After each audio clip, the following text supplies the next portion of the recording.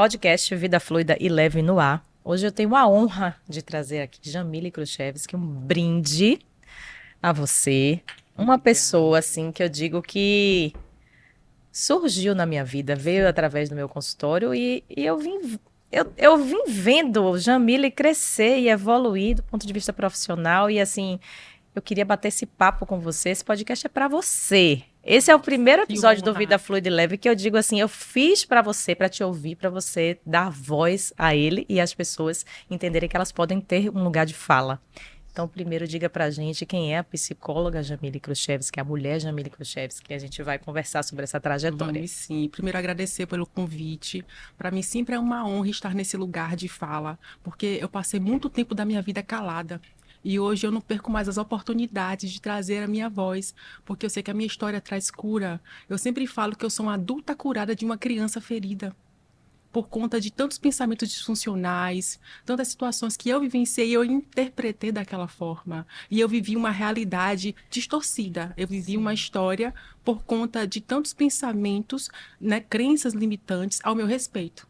A minha autoestima dilacerada, né? Eu não tinha autoconfiança. Então, como ter uma voz de impacto? Como ter uma fala se você nem se conhece? Sim. Se você nem sabe quem você é? Esse processo de autoconhecimento seu foi que fez você querer levar isso para a vida de outras pessoas. Pelo que eu entendi, é sobre isso hoje o seu foco principal de trabalho. É dar voz às pessoas que estão sem esse lugar de fala e fazer com que elas tenham menos sofrimento nesse caminho. Porque um sofrimento sempre vai existir, não é? Verdade. Me conte um pouco assim,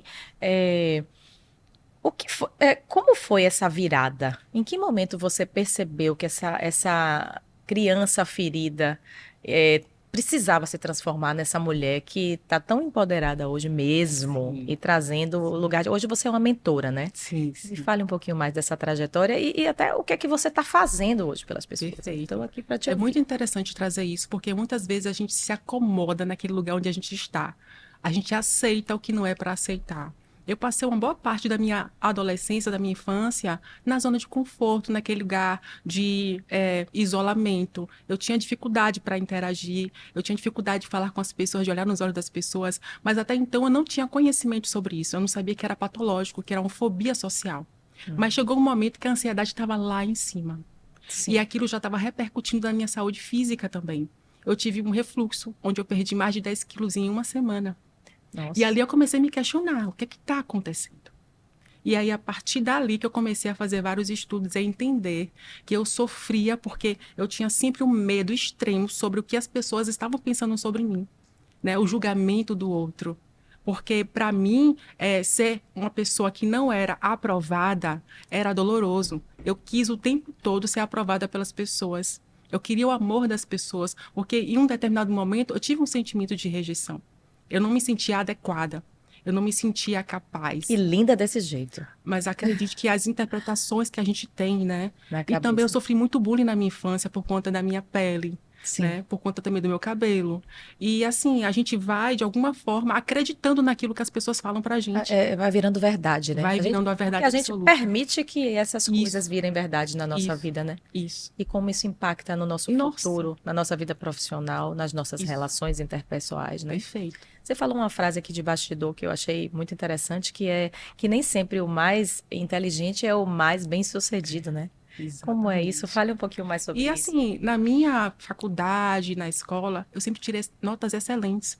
Mas como eu era uma pessoa extremamente introspectiva, né, tinha fobia social, eu entrava muda e saía calada. Ninguém te via. Ninguém me via. Eu era conhecida como a irmã do Xandão. Meu irmão Sim. era popular, meu irmão era super conhecido, mas eu não. Então, assim, eu podia ter as melhores notas, mas eu não tinha as melhores oportunidades, porque ninguém me via. E quantas pessoas estão perdendo oportunidades por isso? Porque não se mostra, porque não sabe falar, se colocar, se posicionar diante das pessoas.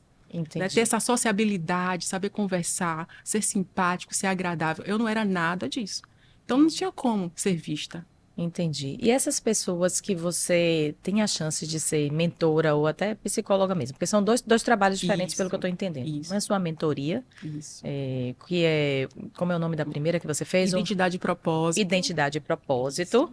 E essa outra agora, Voz de impacto. que é voz de impacto. né? Então, essas pessoas que chegam até você, elas vão individualmente buscar esse resgate. É isso? Isso. Ou você faz uma coisa de grupo nessas... Eu faço também de grupo e individual em alguns casos, porque a depender, lógico, né, da situação da pessoa, do cliente, ele prefere até que seja individual por conta exatamente dessa preocupação da exposição. Entendi. Muitas pessoas vivenciam isso de uma maneira tão impactante que é desafiador para eles se expor diante de outras pessoas. São profissionais muito bem-sucedidos, mas que não têm nem coragem, por exemplo, de fazer uns stories. Entendi. E fica imaginando, né, como é que as pessoas vão reagir, se as pessoas vão julgar, se vai ser desaprovado, enfim, são tantos pensamentos distorcidos, né, Entendi. sobre a própria pessoa, e ela acredita, então ela paralisa, literalmente. Paralisa e não consegue agregar nada para ninguém profissionalmente, desenvolver profissionalmente, né? Sim. Nem nas relações mesmo com família, Sim. com amigos e com tudo. Sim. Porque não conseguem falar da dor. Exatamente. É sobre você poder botar para fora a sua dor.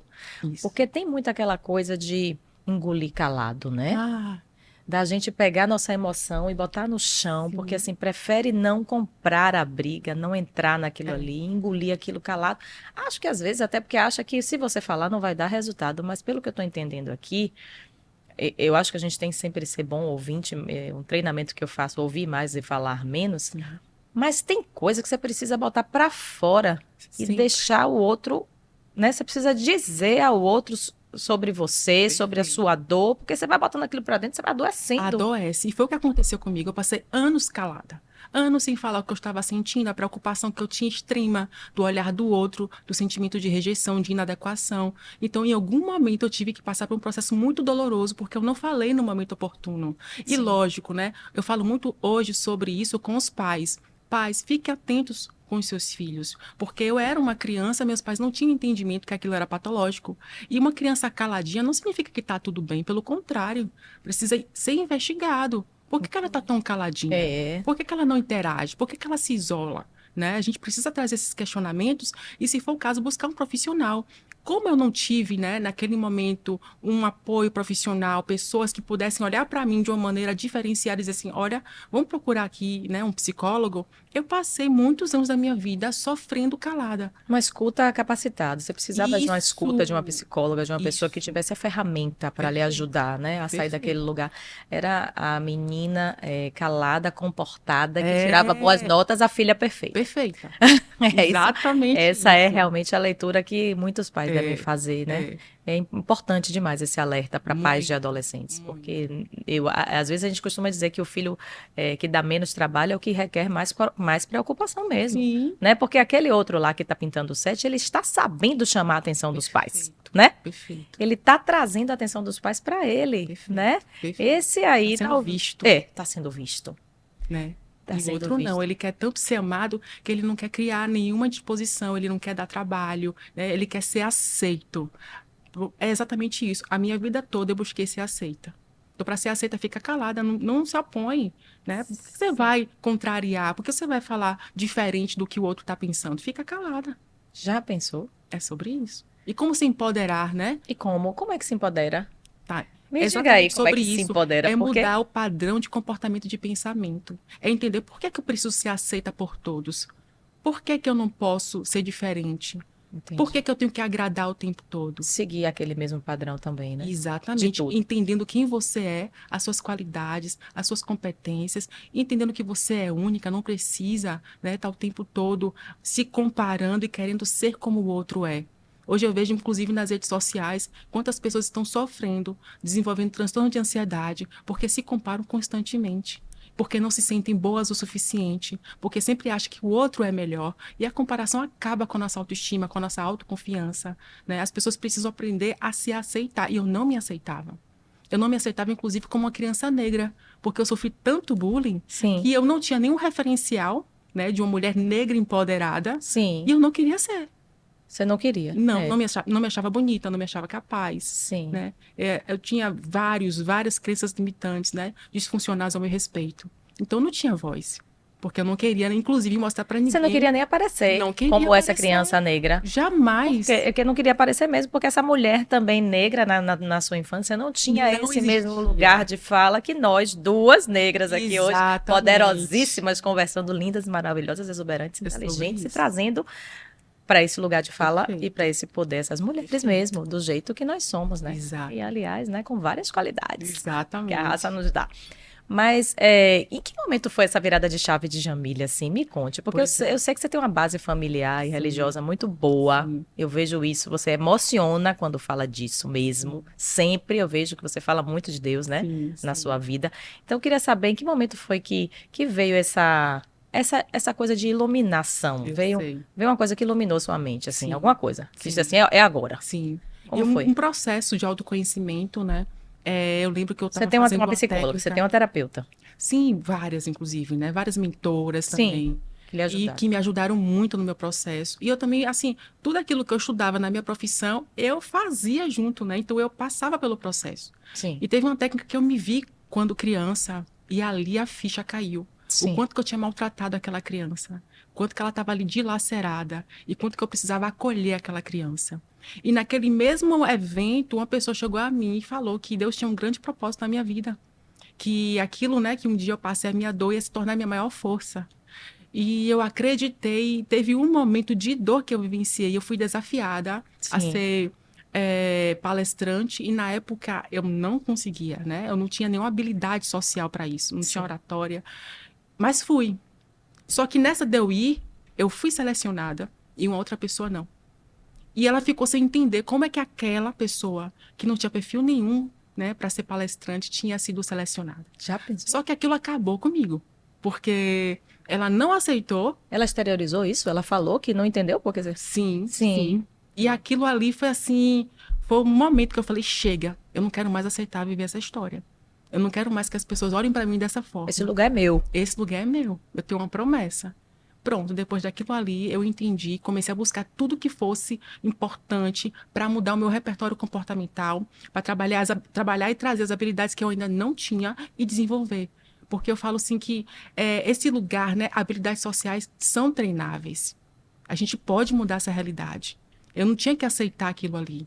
Eu fui buscar tudo que era importante para mudar aquele meu quadro, para diminuir a ansiedade. E hoje estou aqui nesse lugar, trazendo a minha experiência para que outras pessoas olhem para mim e falem: nossa, se ela conseguiu, eu consigo também. Não, foi assim, foi uma ascensão rápida,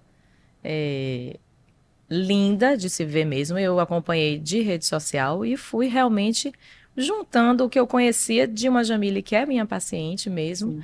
mas que ali, enquanto a gente conversava, já estava buscando coisas novas, mudanças estavam acontecendo Sim. na sua vida. Sim. E foi lindo de ver esse desabrochar de uma pessoa que logo depois eu vi que já está mentorando e ajudando outras pessoas e exercendo a sua profissão com maestria mesmo e colocando essas pessoas no lugar de fala. Eu falei pessoas, eu não entendo, é mais mulher ou só mulher ou como é isso A também? maioria é mulher, mas eu não fecho. Não fecha essa Homens possibilidade. também, muitos homens, até porque meu marido está junto comigo. Sim. E ele que sempre foi aquilo que eu almejava ser, e ele já era, né? Aí ele já era orador de excelência.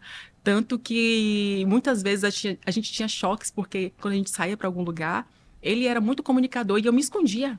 Ele dominava ali a mesa. Ele dominava e eu queria ficar longe daquele cenário, né? Mas admirava de longe. Eu Sim. queria ser assim também. Eu sempre achei muito lindo uma pessoa com desenvoltura, com a comunicação, né, assertiva, mas eu achava que não era para mim.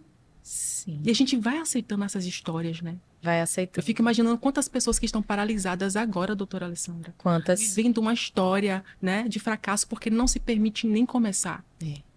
É enfrentar seus próprios medos. E você ajuda isso, né? Sim, você com tira essa pessoa. certeza. Você faz curso de oratória? Fiz curso de oratória. Então, você imaginar, eu digo que eu já investi muito, muito dinheiro para estar nesse lugar. E hoje querer passar tudo que um dia, né, eu, assim, agreguei de conhecimento para trazer mesmo liberdade. Sim, muito bom. E essa sua próxima mentoria, ela já começou? Como é isso? Eu já tenho uma, né, em andamento. Sim. E assim, geralmente pessoas novas, elas vão entrando porque são conteúdos, né, que a gente vai trazendo quinzenalmente. E tem os momentos também que a gente possui de encontros, de palestras, exatamente para estimular isso. E as pessoas vão lá na frente e falam suas experiências. Falam, porque não tem como você superar o medo sem enfrentar. É lógico que tem todo um processo gradual de exposição, né? Tem todo um protocolo que a gente vai executando, mas ela vai ter que passar por essa experiência, como eu tive que passar várias vezes. Para que Entendi. hoje eu estivesse falando aqui, eu passei por muitas experiências de fala, de apresentação, para que meu cérebro entendesse que aqui é um lugar seguro, tá tudo bem.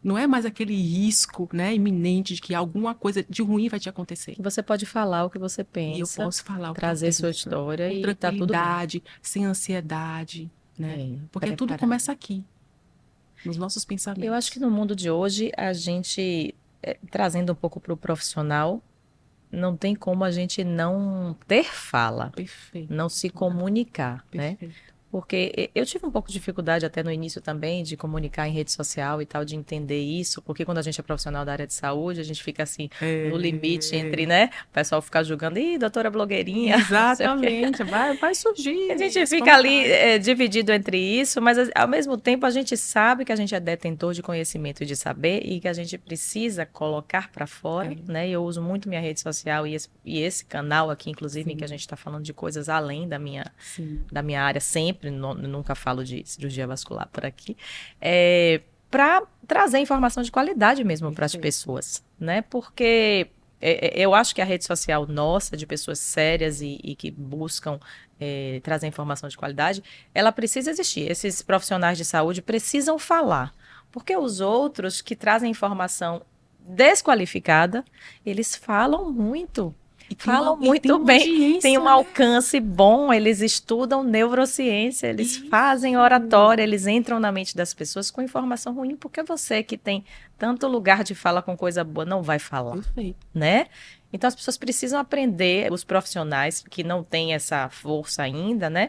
Procurar pessoas como você para desenvolver isso, essa capacidade assim. Agora, essa capacidade chega desbloqueando coisas, né? Perfeito. Então, isso aí passa pela psicologia mesmo, Perfeito. freudianamente falando, né? Sim, sim. Vai lá No atrás. passado, eu sempre falo que o conhecimento liberta. Quantas situações que eu já vivenciei, experiências com pacientes que assistiram uma live minha, que o pai e a mãe identificou que o filho tinha depressão e me procurou. E se eu não tivesse nesse lugar de fala? Quantas pessoas que já mandaram mensagem para mim com pensamento suicida e que eu pude intervir porque eu tinha um Instagram, porque eu estava falando, porque eu estava colocando vídeos sobre o assunto. Nossa, isso é muito gratificante. Demais. Então eu fico imaginando quantas pessoas que não são curadas porque você ainda está calada. E as pessoas às vezes não sabem aonde buscar apoio, né? Isso. E acham que não tem realmente mais solução, porque tem uma família que não dá suporte, porque tem pessoas que não enxergam essa, né? E realmente a gente acaba, infelizmente, presenciando desfechos ruins, né?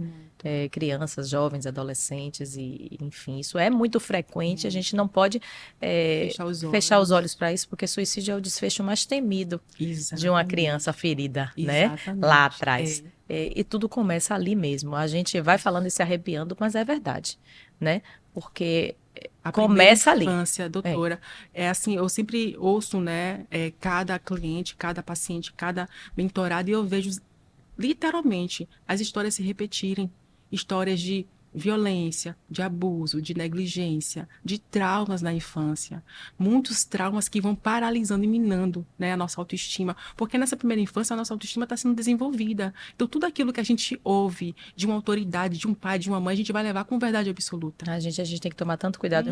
Eu me policio muito para isso e às vezes, né, quando a gente é mãe, nós não somos perfeitos, né? Não somos seres perfeitos, não fomos feitos para ser perfeitos.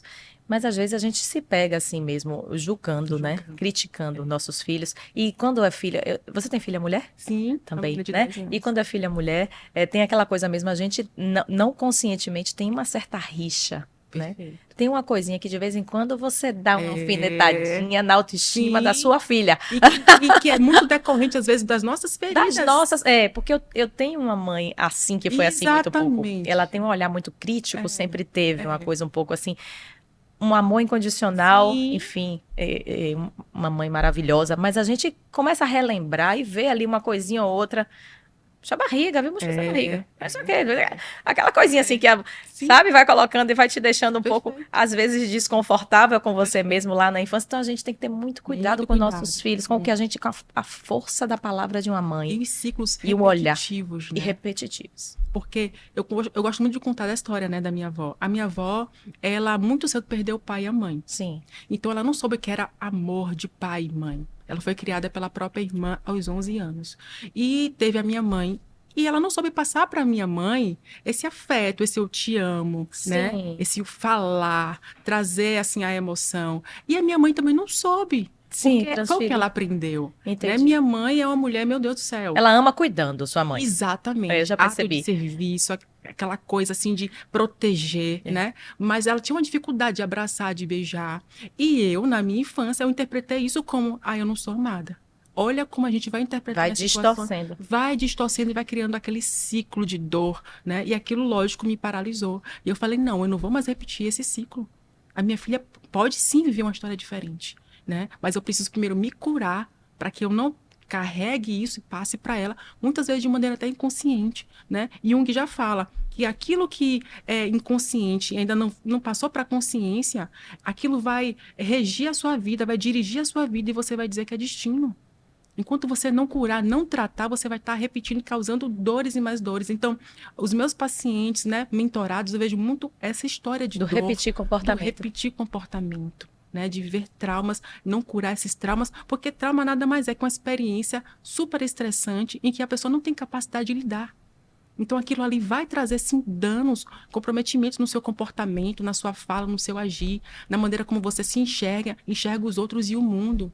Imagine você sempre se enxergar as coisas pela sua ótica, de acordo com aquilo que você vivenciou. É limitado demais isso. Muito limitado, muito limitado.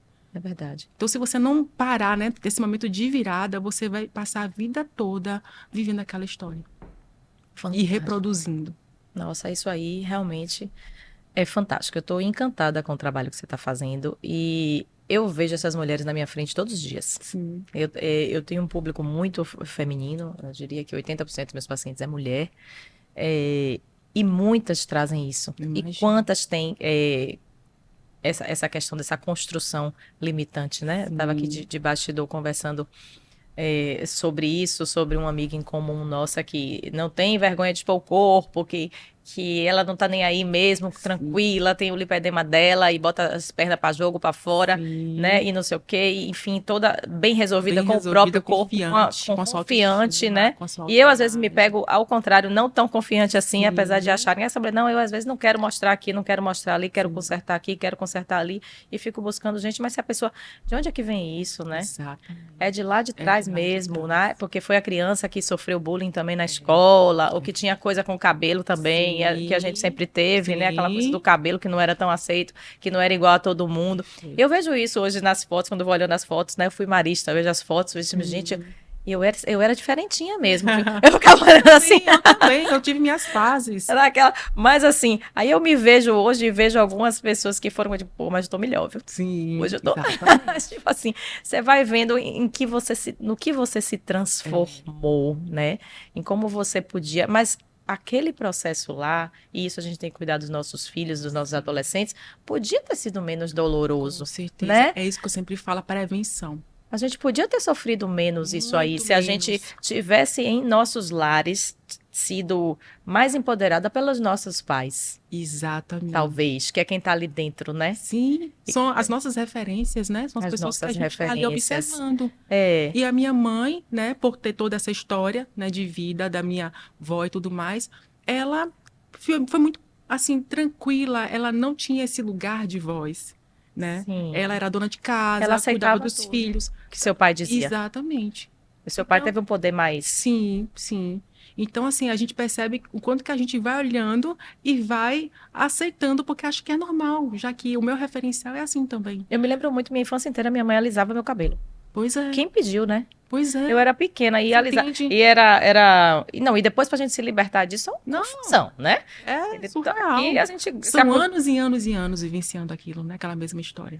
agora, e isso eu me lembro de bem pequena mesmo. Sempre tinha muita coisa de cabelo. Minha mãe passava babosa no meu cabelo, passava rena, Sim, passava velinho, vela chique, sei lá, um sim, bocado de coisa. sim, Eu sempre, depois de uma certa idade, eu comecei a passar por esses sim. processos que eu não sei como foi que isso começou. Eu não me lembro de ter pedido Eu isso sei. com 9, 10 anos. Eu não me lembro de ter pedido. Pode ser que eu tenha feito alguma queixa, ou talvez o cabelo estivesse dando um pouco de trabalho mesmo. Sim. Mas são Mas houve coisas. uma preocupação dela com isso também, né? Eu acho que ela também se preocupava, talvez, com Exatamente. o que estava acontecendo. Ou Com o que eu... que os outros iam pensar. Você entende que sempre são dores, né? Que já vão vindo anteriormente de outras pessoas.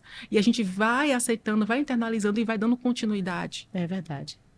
Isso É, aí. muitas crenças nossas, a gente em algum momento absorveu de alguém. Né? A gente nasce como uma esponja, mas diante do ambiente, das pessoas que estão à nossa volta, a gente vai assimilando o que eles pensam, o que eles falam, e a gente vai achando que aquilo não é verdade. Então, sobre essa questão mesmo da pele negra, né? Eu passei muito bullying, vivenciei muitas experiências dolorosas e eu não tinha, naquele momento, pessoas que falassem o contrário. Na verdade, às vezes, o próprio negro é preconceituoso, né? Contra si mesmo. É. Isso. Então, a gente precisa hoje ser exemplo para essas crianças negras, dizer, olha, esse lugar aqui é seu, É, sabe? É não ficar se escondendo, tentando entrar no padrão que a sociedade impõe, exatamente. Isso, porque começa realmente com essa mudança de mentalidade, né? De trazer uma nova perspectiva sobre você, sobre a sua imagem, se aceitar como você é. Que hoje a isso. dificuldade maior das pessoas é essa, não se aceitar. E isso passa por você ter essa questão da autoconfiança. E Isso. do tema desse podcast, que é você ter realmente um lugar de fala, né? Perfeito. Eu acho isso muito importante, porque você ter um lugar de fala traz você para um lugar onde você consegue resolver todos os problemas da sua vida, num sentido assim mais amplo, obviamente, porque você vai conseguir trazer todos eles, seja na sua família com seu marido, com seus filhos, Sim, no seu trabalho com as sim. pessoas que lhe cercam, que trabalham com você, que são subordinados a você ou a quem você é subordinado, é você conseguir falar com um chefe seu Perfeito. que você precisa colocar uma ideia nova, você tem uma coisa nova para contribuir, para trazer. Quantas pessoas estão em uma empresa com ideias E não maravilhosas e coloca para fora. podendo alcançar cargos e não conseguem falar com a É. pessoa que está ali trabalhando com você no dia a dia e agregar aquilo ali. Então, assim, eu entendo isso, eu valorizo muito isso aí que você faz, porque eu também dou esse lugar de fala às pessoas que trabalham comigo, assim, porque a gente senta mesmo junto, entende, eu escuto. Rose, por exemplo, que é uma maravilhosa que tem na minha vida, eu digo, Rose, eu preciso te ouvir. Perfeito. Eu quero saber o que é mesmo que está acontecendo, assim, como é que a gente pode melhorar isso aqui, o ambiente de trabalho, as ideias, e a gente vai somando as coisas e deixando todo mundo falar, Perfeito. né?